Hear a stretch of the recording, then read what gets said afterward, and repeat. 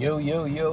Another video na naman tayo today mga kaibigan. And today's video, syempre, it's all about automatic transmission. So matagal-tagal tayo hindi nakagawa ng vlog natin regarding sa kung paano mag-drive ng automatic transmission.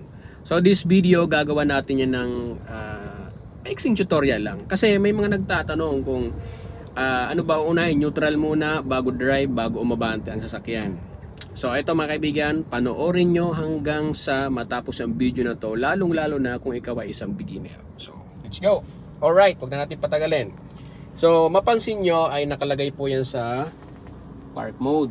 And then assuming, actually umaandar na nga yung makina natin. Makikita nyo siya ating RPM, nasa 1,000 RPM.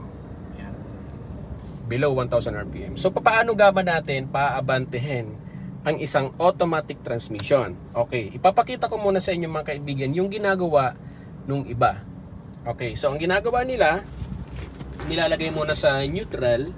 So galing ng park mode, no, ang ginagawa nila, nilalagay muna sa neutral, tapos ibinababa na ang handbrake. At tapos tsaka nila inilalagay sa drive mode. Then pag binitawan yung brake pedal, aabante na yung sasakyan. Yan, bitawan natin yung brake pedal. Yan, umaabante na siya. Now, which is, eto, tuturo ko sa inyo ang pinakamadali na pamamaraan. No? So, iset up natin ulit guys, dun sa dati. So, lagay muna natin ng park, engage natin ng handbrake. Tapos, saka natin bitawan yung brake pedal. So, guys, pwede itong gawin. So, hindi ko sinasabi na mali yung ipinakita ko sa inyo kanina, which is, ginagawa kasi yun ng iba. Pero, ito kasi yung pinakamadali na paraan kung kayo ay pagagalawin nyo na ang sasakyan nyo, lalong-lalo na kung heavy traffic or mga paahon. So ang gawin nyo lang guys, ganito lang, simple lang, hold nyo again ang brake pedal nyo, tapos from park mode, ilalagay nyo na po ng drive. So lagay nyo ng drive, yan, kahit hindi nyo na itigil sa neutral, ilagay nyo lang ng drive from park mode to drive mode, tapos saka nyo po i-disengage ang handbrake nyo. Alright?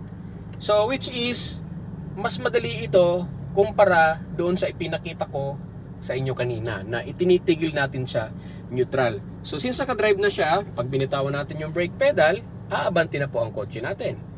Okay? So ngayon, pag galawin natin yung kotse natin, bitawan natin yung brake pedal. Ayan, mapapansin nyo, ayan, umaabante na tayo.